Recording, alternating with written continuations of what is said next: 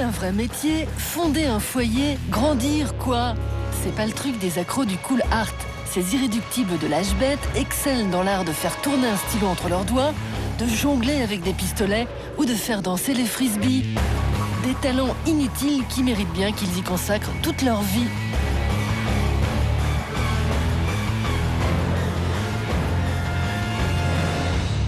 Je suis Matt Chad, le jongleur de tronçonneuse. Et ce que je trouve cool, c'est que j'ai grandi en Californie, je suis adulte, je roule encore en skate et j'ai pas de vrai boulot. Ça, c'est cool.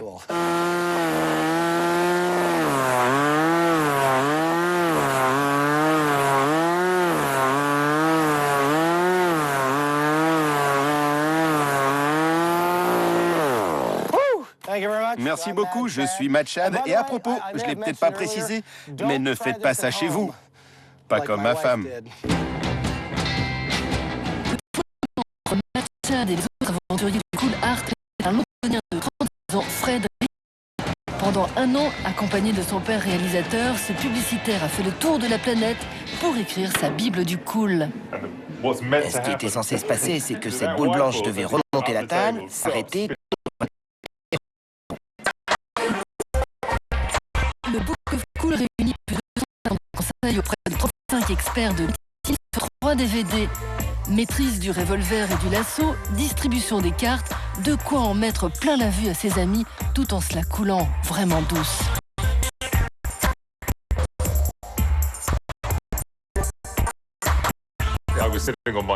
J'étais sur mon canapé. J'avais pas beaucoup de boulot à l'époque.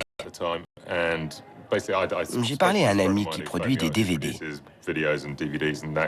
Il en avait fait un pour apprendre à jouer au foot. Et c'était un truc tout simple où les gars driblaient entre des cônes.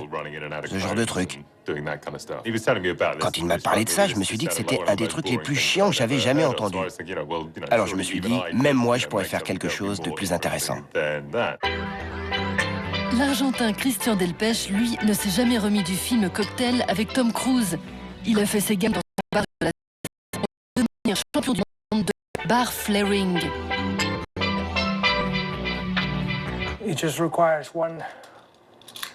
Il suffit d'une épée et une cerise. Tu tiens l'épée très serrée.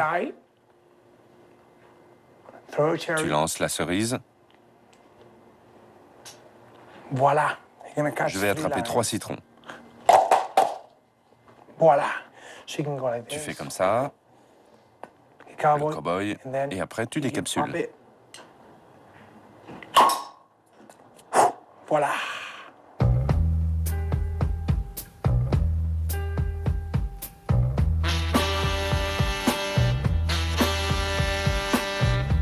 Dans la grisaille de Gloucester, ce petit pavillon abrite un champion international. Sans emploi régulier, Luke Roberts, 22 ans, vit chez ses parents et ne jure que par le yo-yo. Tombé dans la marmite en 98, devenu champion d'Angleterre et 8e au niveau mondial, il a plaqué ses études d'informaticien en 2006 pour se consacrer totalement à sa passion. La balançoire, la tour Eiffel, les ciseaux, Dark Vador.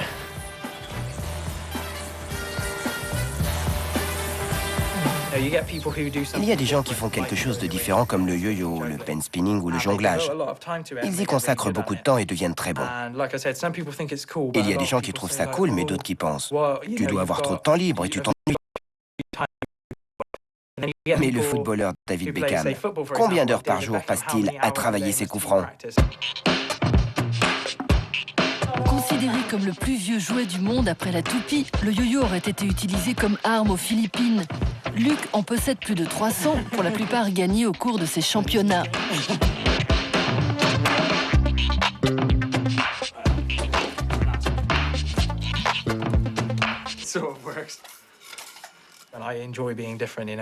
J'aime être différent. J'aime avoir quelque chose d'unique. Et le yo-yo est définitivement unique. Dans le futur, avec un peu de chance, j'aimerais voir tout le monde faire du yo-yo. On invente chaque jour de nouvelles manières de ne rien faire. Le pogo stick, simple jouet pour repousse les limites de l'extrême. Plus sidérant, le cup stacking consiste à faire et défaire une pyramide de gobelets en un temps record. Joli! L'art de la pizza acrobatique fait l'objet d'énormes compétitions aux États-Unis et en Italie. Une 4 saisons, please!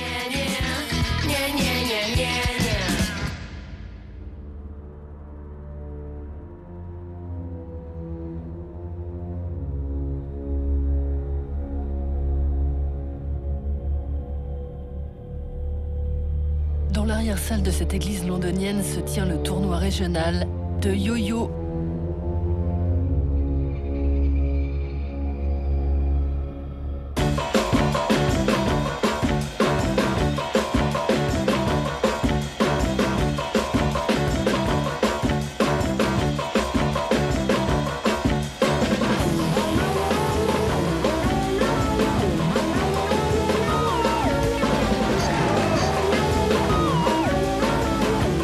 Ces 20 champions locaux, Luc part grand favori.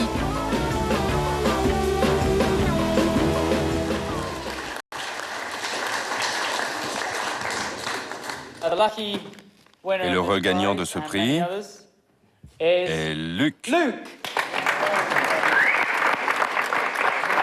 Et il gagne quoi, Luc?